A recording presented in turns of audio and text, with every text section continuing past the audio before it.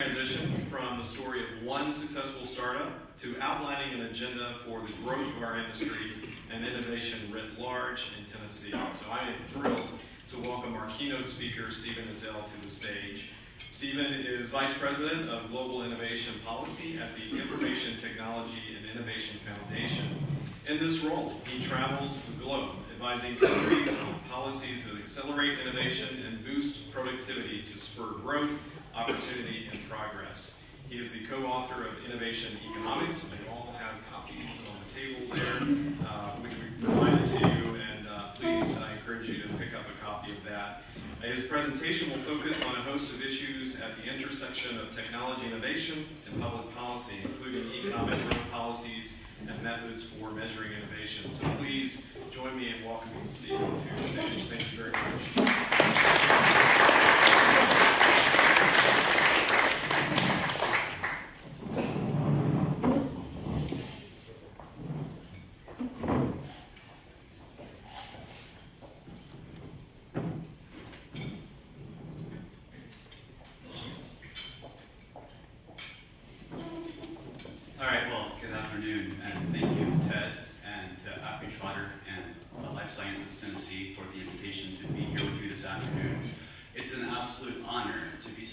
Representatives from what is Tennessee's most innovative and highest value-added industries.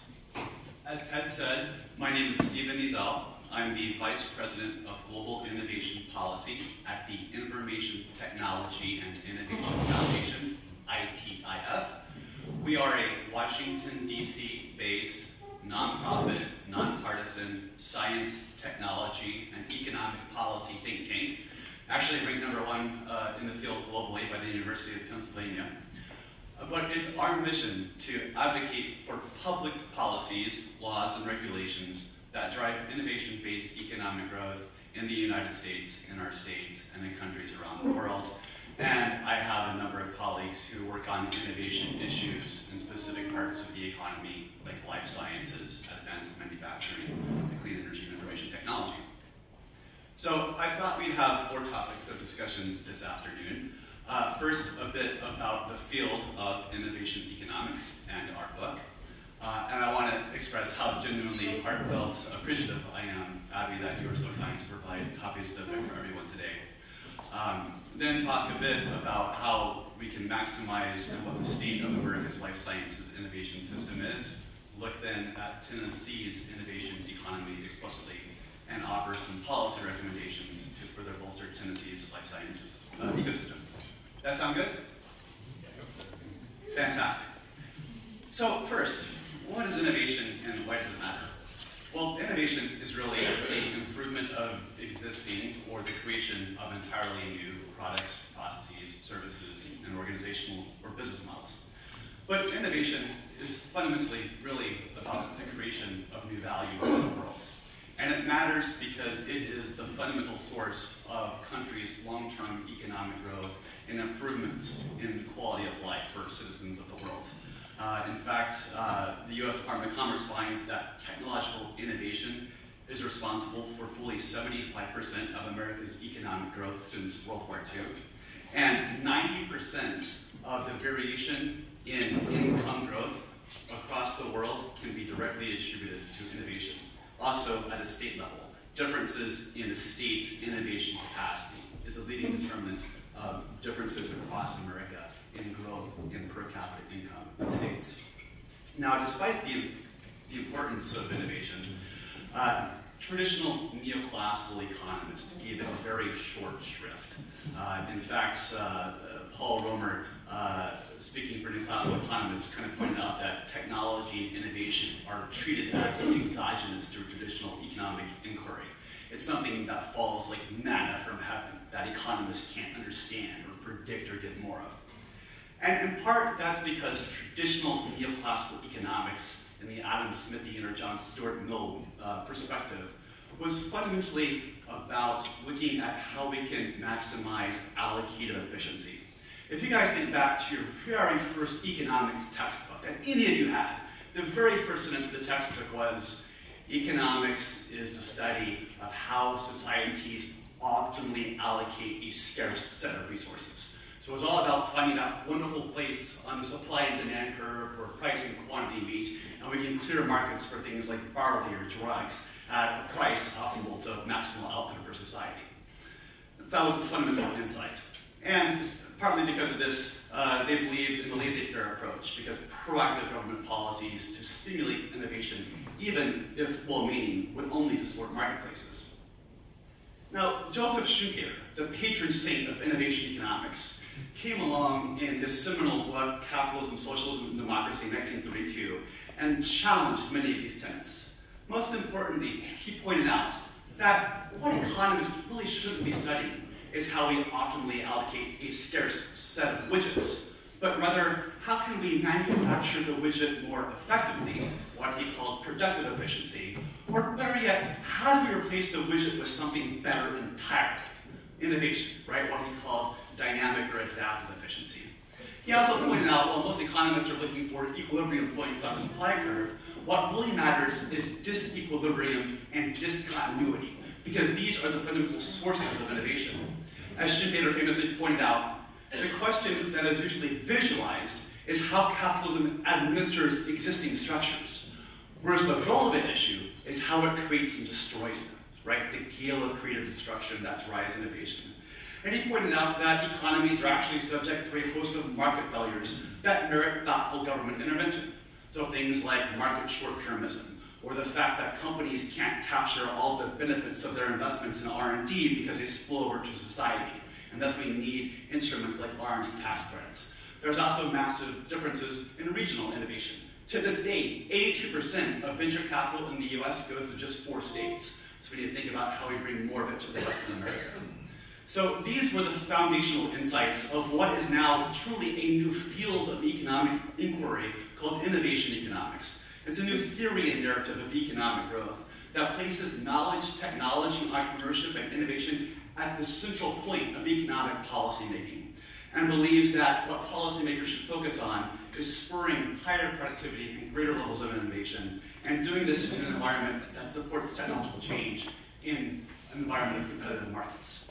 So that's all I'm going to say about economics, and there are no equations at all in the slide deck, because we were told that every equation we put in this book would cut sales by 50%. So I want to get to what this book is really about. And that's the essential point that, listen, the secret is out. Everybody gets that innovation drives growth.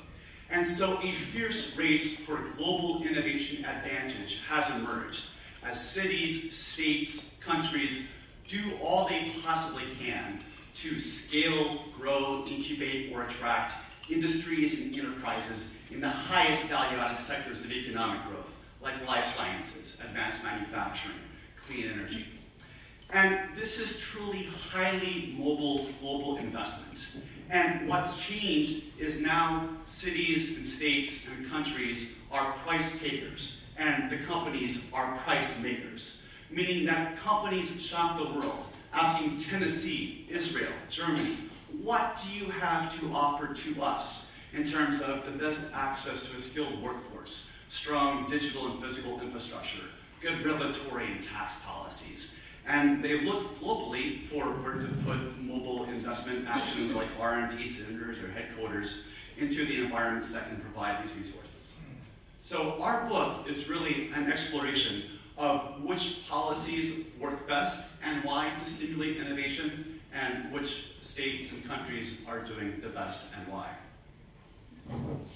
And in the book, we contend that states or countries that wish to maximize innovation have to get what we call the 3 sides of an innovation triangle right. Your business environment, your regulatory environment, and your innovation and technology policy environment. So your business environment, right, is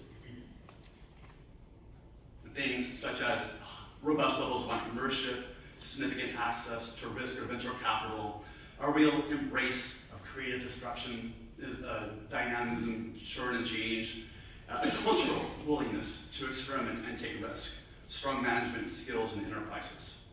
You have to get your regulatory environment right, transparency and the rule of law, protection of intellectual property, making it easy to start a business, having pro-competition regulatory policies, and policies that facilitate the entry of disruptors into marketplaces like Uber or Lyft. And finally, you have to get that technology policy environment right, the things we're talking about today. Robust levels of funding for basic and commercially oriented scientific research. Incentives to invest in R&D, capital equipment, and workforce training. Effective policies for technology transfer and commercialization to move ideas and technology from universities and national laboratories into the private sector. Strong STEM, science, technology, engineering, and math education. Good workforce skills. And deploying kind of platform technologies that spur sectoral transformation, like smart grid, health IT, or intelligent transportation systems. And I won't go into it, but we argue in the book that no country or region of the world has all sides of the triangle just quite right yet, but it's a real opportunity for innovation for the state or country that gets it right first. I know it's complicated and a lot, so in chapter 8 of the book, we try to distill all that down into 8 key points that you have to get right to succeed in innovation. First, you have to set an aspirational vision and connect it to a specific declared innovation intent. Something like, we want to send a man to the moon and bring him back home alive within a decade's time, right? As Steve Jobs said, it's only the people who are crazy enough to think they can change the world who actually do so. So you need inspiration and you need intention. Then you have to have insight. You have to go out into the world and look at the best practices that other states and other countries are doing to try to stimulate innovation. And think about how you can bring those back to your own environment and adapt and adopt them to suit the specific assets and strengths that you have in a local economy. You need to bolster innovation-driving institutions. You need to turn your universities into engines of innovation.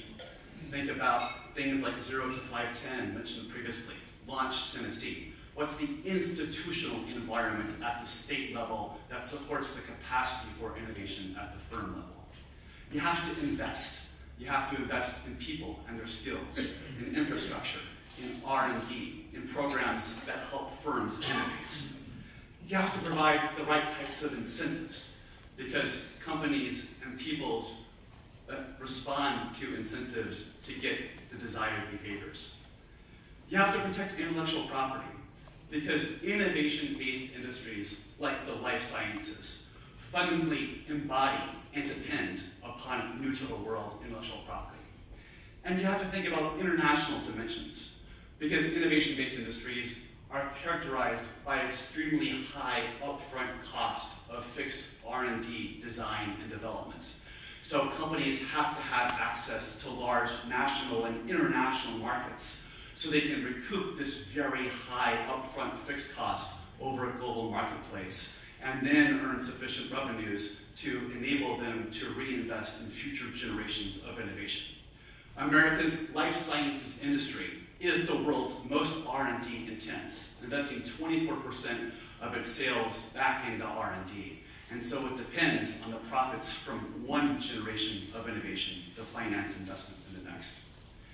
And I think a good story of applying the 8 I's of innovation is the evolution of America's life sciences economy over the past 3 decades. As you know, today the United States clearly leads the world in the life sciences. We invest more in R&D than anyone else. Over the past 20 years, we've produced more new-to-the-world drugs than any other country. But it wasn't always that way. In fact, in the last half of the 1970s, European companies invented twice as many new-to-the-world drugs as US ones did. And in 1985, only 5% of drugs introduced first to the world were introduced in the United States, in part because it took our FDA as long as 3 years to approve a new drug. But by today, the script had flipped. We lead the world in life sciences innovation and new-to-the-world drug launches. That wasn't an accident. It was the result of conscientious, intentional decisions designed to make America the world's life sciences leader. Decisions to introduce incentives such as the orphan drug tax credit, strong intellectual property protections, like the Bayh-Dole Act of 1982, that gave universities rights to innovations stemming from federally funded scientific research. PDUFA, the Prescription Drug User Fee Act. So I think what we have is a story of conscientious policy choices that led to a world-leading life sciences sector. But I just want to mention briefly that, as was said on the first panel today, that the bipartisan consensus that had led to that success is under significant attack today. From drug populists on the left who distrust private sector innovation and think that companies charge too much for drugs and that the government should take a larger role in drug development. These advocates want price controls, weaker patent protections, shorter data exclusivity protections, even the ability to apply margin rights. This would be the ability of a government to go in even 30 years later to a company that had part of its IP originally coming from federally funded research and say that the government has the right to force licensing of the technology to somebody else and march in to control drug prices. On the other side of the aisle, you have drug libertarians who think there should be no role for the government in drug development, that the private sector should take over all of it. And I think what analyses like this missed, first, is that there is extremely strong complementarity between public and private sector investment that we cannot forget. Every $1 of NIH funding stimulates an additional 32 cents of private sector investment, so we have to have both. Also, we have to remember that companies depend on reasonable profits to reinvest in the future. And the OECD finds that there's a 0.97 correlation between a company's revenues and its ability to invest in R&D the next year. So it's important that policymakers remember that provisions that would try to outright control drug cost might lead to unintended adverse consequences on our country's innovation system. And so while, yes, we have to control healthcare costs, we should think about things like value-based pricing contracts and managing long-term care costs, rather than just outright price controls. And I know that's national and not Tennessee, but I bring it up because I think the quality of the national debate is going to affect your capacity for innovating in life sciences in Tennessee. Okay, now to bring the conversation specifically to Tennessee. How is Tennessee doing in advanced industries? And the answer is actually quite well. A Brookings study, which looked at America's 50th most advanced, highest tech industries, defined as those that invest at least $450 per year in R&D per worker, finds that Tennessee from 2013 to 2015 was #1 in the country in your growth in jobs in advanced industries, and that 257,000 Tennesseans, or 8% of your workforce today, are now employed in these extremely high value-added types of industries. And you're 19th in output from these sectors over the past 3 years.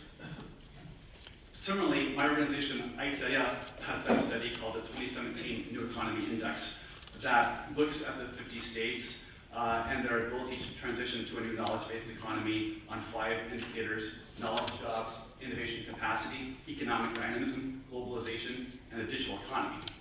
Now it finds that Tennessee ranks 32nd overall on these indicators, and that your points of biggest strength are in your health IT sector, your ability to attract non-industry investment in R&D. This is exemplified by the fact that you're 12th in the country for attracting NIH dollars into your life science sector. And you have a really strong share of fast-growing firms exporting across the country. The biggest points of weaknesses that I would point out for your policymakers are in levels of patenting per capita and in industry investment in R&D. So if you look at Nashville area companies contribute only 2.5% to university R&D, and that is actually a rate that is half the level of the top 100 metros nationally. And I think more patenting and novel innovation would be an opportunity. A recent study found that while progress has been made at Shock, Vanderbilt University was 89th out of 100 US research universities in its level of patenting per R&D dollar expended. So thinking about how they can commercialize more of these technologies would matter greatly. Okay, finally, bringing the conversation specifically to Tennessee's life sciences economy, which, notwithstanding what I said just now about the overall state of the state, is really a tremendous success story. 1,700 life science establishments, $12 billion in economic impact, employing 51,000 professionals, earning an 80% wage premium over the average job across the state, great ability to attract money from the government, from NIH. And I think, again, a story of intentionality, a set of sophisticated and smart public policies, such as the Small Business Investment Company Credit Act, TN and Invesco, that played a key role in building Tennessee's life sciences sector and building out into a real success story across the American economy. It's important to note, though, that competition among states to attract life sciences investment has increased dramatically in recent years. This study by Tech Economy Partners last year, which comprehensively documented state efforts to attract life sciences industries, identified 7 major program areas, including targeting a targeted strategy for state-level biopharmaceutical development, advancing innovation and entrepreneurial development, increasing capital availability, extensive use of innovation-oriented business incentives, efforts to build leading-edge bioscience research infrastructure, building a STEM talent pipeline, and building advanced manufacturing capabilities. Now, it found that Tennessee, laudably, was deploying 5 of these 7 specific programs, which is great, but it also noted that there are 14 countries across the United States deploying all 7. So we're seeing an ever more wide suite of strategies companies and states are using to attract life sciences investment, and also the dollars invested are increasing. If you think about the Massachusetts Life Sciences Center, it's implementing a 10-year, $1 billion initiative that has a comprehensive approach to life sciences development in the state, including matching grants, targeted tax incentives, STEM education grants, and international collaborations. Connecticut's Bioscience Innovation Fund is now a $200 million 10-year effort that's providing focused commercialization assistance to startups and early-stage companies. Indiana has launched a Bio Crossroads initiative that's invested $130 million over the past 5 years into 2 venture funds. And it created a Biosciences Research Institute with $25 million that was co-invested, half by the state and half by the private sector and philanthropists, and which is specifically targeted to optimize commercialization opportunities and focus on translational research in the state. So while Tennessee has done a lot of great things, just want to emphasize that can't rest on your laurels. You have to continue thinking about opportunities to innovate and to drive the sector forward. And so, therefore, I would offer a couple of specific policy recommendations. First, Launch Tennessee has really put in place a great SBIR, Small Business Innovation Research Matching Program. I think it's been very powerful, but at $1.5 million, it's underinvested. Kentucky's program, for instance, is 8 times larger, $8 million grant matching program. So investing more in your SBIR matching program, I think, would be a good opportunity. I would encourage Tennessee's policymakers to look possibly at providing proof of concept or phase 0 grants. Colorado has something called the Colorado Bioscience Discovery Evaluation Grant Program. And over a 6-year period with a $10 million pot of money, it provided 163 proof of concept grants, which actually led to 38 new companies being launched. You could also think about matching recipients of venture capital investments to some level, perhaps at a 1-to-2 ratio, but a little state money to amplify the benefits of the venture capital you're bringing into the community. Kentucky has looked at tax policies, of course, to stimulate innovation. Ted, I know you were instrumental in helping Tennessee launch the industrial machinery tax credit. You've introduced angel tax credits, reimbursable elements to R&D tax credits. I think that's all very good, but still think about how you can bolster and amplify those. Indiana's R&D tax credit is from 10 to 15%, so it's much more robust in Indiana. One particular instrument I think you should consider are collaborative R&D tax credits. So for instance, in Virginia, they offer a 20% flat tax credit for all investments that Virginia companies make in Virginia universities or research institutions. And they found it to be very powerful. You can also think about sector-specific tax credits. For instance, Maryland has introduced a biotechnology investment incentive tax credit, which offers a refundable income tax credit equal to 50% of eligible investments in Maryland biotechnology companies. So, opportunities to look at your tax regime to further incent innovation. 2 last slides and I'll wrap up. I think it's important, as I said earlier, to really turn Tennessee's universities into engines of innovation. And one way you can do that is by further incentivizing private sector funding of life sciences R&D at Tennessee universities. So nationally, while the life sciences industry accounts for only 17% of all US business R&D going to universities, it accounts for 68% of all business funding of US universities. So, in other words, when it comes to R&D funding at universities, this is the focal point where businesses are investing. So expanding those types of collaborative R&D tax credits, I think would be very useful. You could also think about creating a simple, standardized technology transfer contract between Tennessee universities and companies. Some states are experimenting with innovation vouchers. Even at Oak Ridge National Laboratory, there's now a $2.5 million program called REV that offers $25,000 grants to local manufacturers that they could expend at universities to look at like technology feasibility assessments. So you can think about a Tennessee-based program for innovation vouchers in the life sciences sector explicitly. And finally, as the wonderful report called Innovation U 2.0, Reinventing University Roles in the Knowledge Economy points out, think about allowing university faculty and students to suspend tenure or enrollment respectively to pursue commercialization opportunities. Think about valuing commercialization activity higher when you make tenure decisions, and maybe even introduce state university entrepreneurship rankings that ranks the universities on their levels of patenting activities, spin-offs, etc.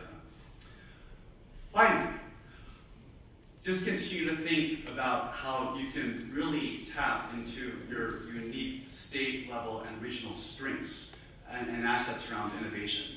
At ORNL, at Oak Ridge, it now has America's fastest high-performance supercomputer. That's a wonderful platform for biotech-based innovation and protein modeling, right? Such strength in the state in hospitals and healthcare delivery, HCA, St. Jude's. Think about how you can create pathways and create opportunities for companies to engage these institutions to identify addressable market needs, to look at pain points, to find opportunities for innovation. Think about how you can enroll the National Center for Medical Interoperability into the new data-driven biotech discovery economy.